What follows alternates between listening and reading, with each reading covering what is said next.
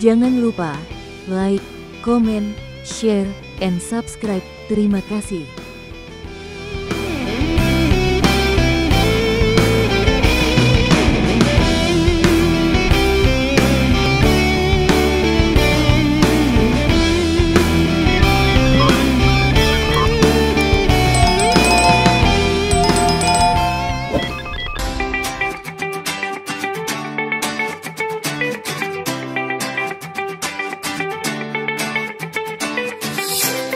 Assalamualaikum sahabat, bagaimana keadaan kalian hari ini? Semoga selalu dalam lindungan Allah Subhanahu wa Ta'ala ya. Sahabat, setelah di beberapa episode sebelumnya kita telah membahas poin ketiga dari argumen Ustadz Felix tentang pembuktian ilmiah. Pada episode ini kita akan membahas beberapa poin dari argumen tersebut. Silakan besarkan volume video Anda dan selamat memperhatikan.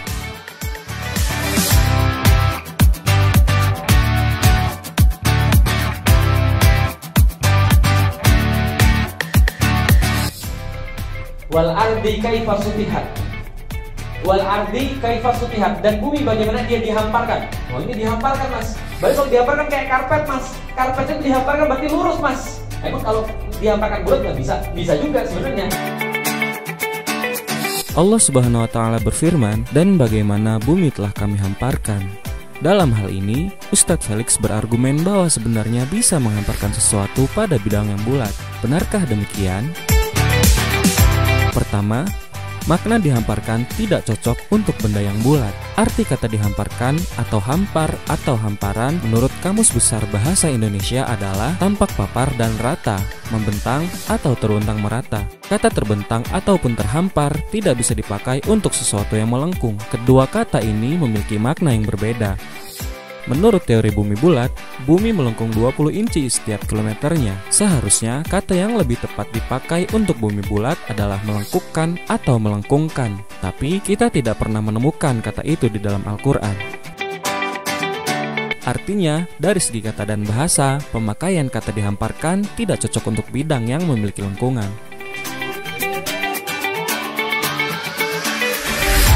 Kedua, objek apa yang dihamparkan? Kamus Besar Bahasa Indonesia mencontohkan sesuatu yang dihamparkan adalah kain atau karpet. Dalam argumen Ustadz Felix, sesuatu yang dihamparkan adalah kerak bumi, bukan bumi seutuhnya. Padahal yang dihamparkan adalah seluruh bagian bumi, bukan setengahnya ataupun sebagian daripadanya. Ingat, menghamparkan bumi, bukan menghamparkan bagian bumi.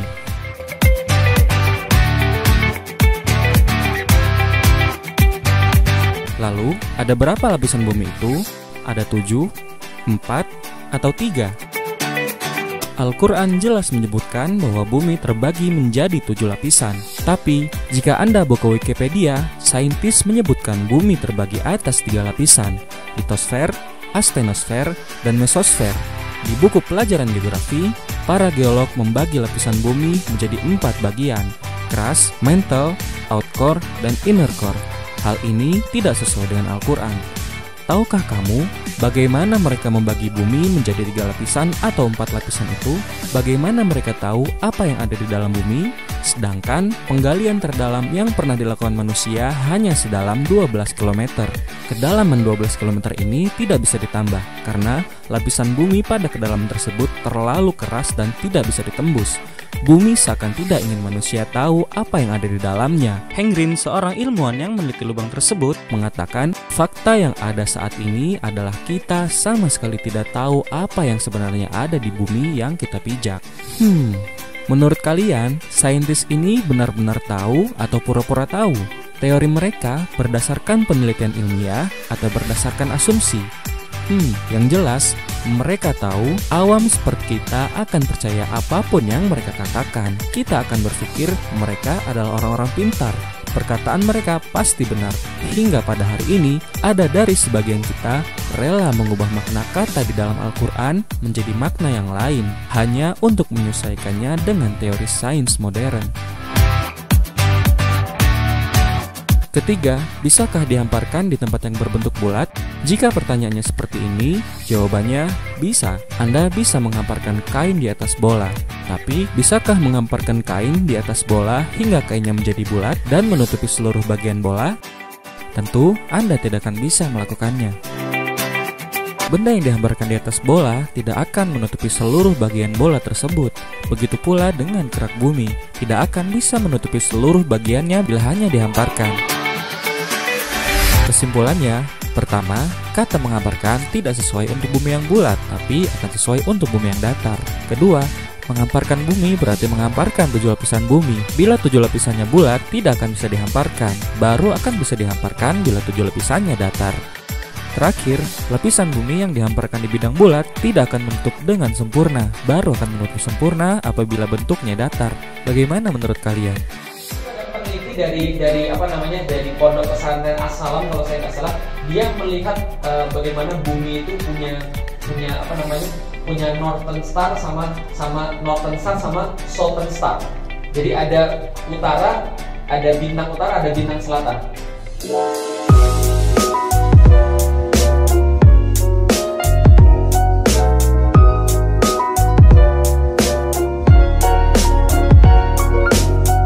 Setelah saya mencoba mencari penelitian dari pesantren As-Salam di internet, saya tidak menemukan apapun, karena memang sangat banyak pesantren As-Salam di Indonesia. Tapi yang lebih penting adalah, benarkah ada bintang selatan? Oke, kita perjelas dulu pemahaman soal bintang ini. Kita mulai dari bintang utara. Zaman dahulu, sebelum kompas ditemukan, nenek moyang kita menggunakan bintang sebagai alat navigasi. Patokannya adalah bintang utara yang posisinya ada di langit kutub utara. Tapi, apakah kutub utara itu menjadi penyebab adanya bintang utara? Ya tidak, kutub utara tidak menjadi penyebab adanya bintang utara. Hanya saja, Allah telah mendesain bintang utara adanya di atas kutub utara. Makanya kita menyebutnya sebagai bintang utara. Lalu, apakah kutub selatan membuktikan adanya bintang selatan? Ya tidak juga, bahkan bintang selatan itu tidak ada. Lihat apa yang dikatakan Cornell University tentang bintang selatan. Adanya juga Southern Cross. Kalau Anda lihat di Wikipedia, jawabannya ambigu. Wikipedia hanya menyebutkan polestar atau bintang kutub, bukan bintang kutub utara atau bintang kutub selatan. Terkadang makna ini yang sering dipelintir menjadi bintang kutub selatan, padahal bintangnya tidak ada. Kalau dikatakan ada atau tidak kubah selatan, kelihatannya memang ada, tapi sebenarnya itu hanya perspektif mata Anda. Bintang selatan ataupun kubah selatan itu tidak pernah ada. Coba Anda perhatikan penjelasan berikut. Sekarang kubahnya. Dari tadi saya sudah tayangkan Star Trek Southern Hemisphere. Apakah Anda perhatikan bintang-bintang itu berputar ke arah mana? Clockwise, searah jarum jam. Tadi juga saya sudah tayangkan Star Trek di Northern Hemisphere, bintang utara. Berputarnya ke arah mana? Anti-clockwise, berlawanan arah jarum jam. Apakah aneh yang utara berputar ke kiri, yang selatan berputar ke kanan? Apakah ini membuktikan bahwa kubahnya ada dua? Mari kita buktikan kubahnya satu atau dua. Lupakan bintang sejenak. Kita lihat matahari. Jika kita menghadap utara, matahari terbit dari kiri apa kanan? Kanan, karena timur di sebelah kanan kita. Matahari terbit dari timur, berarti dari arah kanan ke kiri, berlawanan arah jarum jam, anti-clockwise. Sekarang, kalau kita menghadap selatan, matahari terbit dari kiri apa kanan? Kiri, karena timurnya di sebelah kiri, terbit ke terbenam searah jarum jam, clockwise. Kita pahami dulu soal orientasi arah. Menghadap utara, timurnya di kanan. Menghadap selatan, timurnya di kiri. Sama persis dengan perputaran kubah tadi. Ke utara, anti-clockwise. Ke selatan, clockwise. Fenomena ini disebut perspektif linier. Dan itu justru artinya bendanya satu. Contohnya adalah matahari tadi. Bisa terbit di kiri, bisa terbit di kanan, tergantung menghadap ke arah mana. Perspektif. Oke, kita dalami lagi. Kita lihat matahari lagi. Lihat matahari terbit di timur. Kelihatan kan di situ ada mataharinya dan ada guratan cahayanya. Yang jarang orang tahu, kalau Anda melihat bertolak belakang dengan timur, yaitu di barat, sebenarnya ada juga guratan cahaya mataharinya. Aneh bin ajaib bukan? Matahari terbit di timur, tapi di barat ada guratan cahaya matahari juga. Dan cuma guratan sinarnya saja, padahal mataharinya nggak ada. Apakah Anda tahu soal ini? Ini adalah pelajaran yang tak diajarkan di sekolah, tapi sebenarnya pengetahuan yang umum sekali. Cahaya tempat matahari aslinya bersinar disebut crepuscular ray. Cahaya di seberang matahari disebut anti-crepuscular ray. Untuk memahami ini, kita harus memahami perspektif. Kita lihat, ada dua titik di ujung terjauh pandangan mata kita. Dalam bahasa Indonesia disebut titik hilang. Yang awal titik hilang, yang akhir titik hilang juga. Dalam bahasa Inggris, titik awal ini disebut crepuscular. Titik akhir ini disebut anti-crepuscular. Apa bahasa Indonesianya? Kita sebut saja titik awal ini sebagai titik A, awal. Titik akhir, anti-crepuscular, kita sebut saja titik B, supaya awam mudah mengerti. Oke? Sekarang, kembali pada anti-crepuscular sinar matahari. Kalau di barat, ini istilah yang umum. Coba kita cerna sebentar, karena nggak semua orang tahu ini. Jangan percaya apa kata saya hanya kemukakan referensi. Anda cari dan pelajari sendiri. Titik B atau titik akhir dari perspektif sinar matahari. Ada fotonya di situ. Sinarnya ada, persis seperti sinar matahari. Tapi mataharinya nggak ada di situ. Justru adanya di arah yang berlawanan. Persis seperti kubah utara. Di selatan ada perputaran kubahnya, tapi pusat perputarannya ya di utara itu. Kubahnya cuma satu, sama seperti sinar matahari ini. Coba Anda baca, tulisannya anti-solar point. Solar itu matahari, titik anti matahari. Kan lucu kalau diterjemahkan. Maksudnya titik B itu sinar matahari yang semu akibat perspektif. Juga ditulis di situ terjadi pada saat matahari terbit atau matahari terbenam.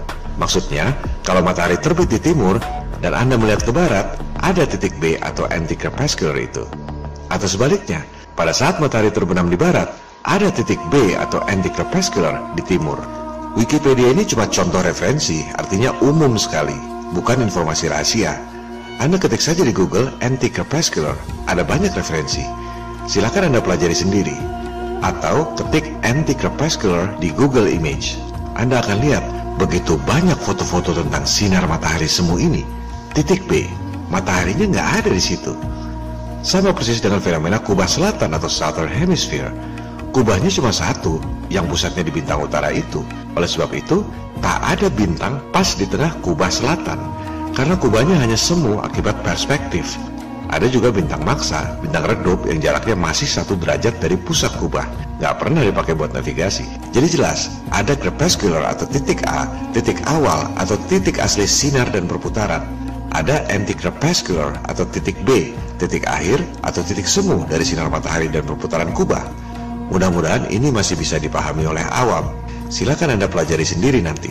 Kerancuan terjadi karena ada sebagian pihak berusaha membantah kubah flat earth dengan argumentasi kalau pusat kubah bumi datar ada di tengah lingkaran kutub utara, harusnya orang-orang yang ada di selatan bumi hanya melihat saltray dari kiri ke kanan dong.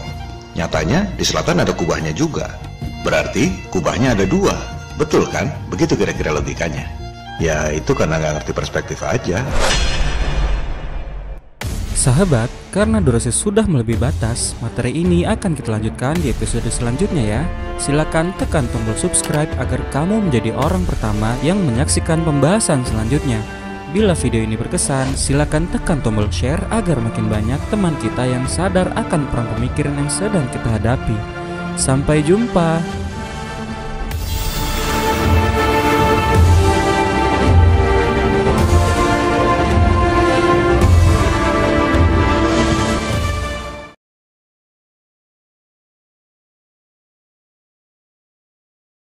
Jangan lupa sholat, karena sholat adalah pembeda seorang muslim dengan orang kafir.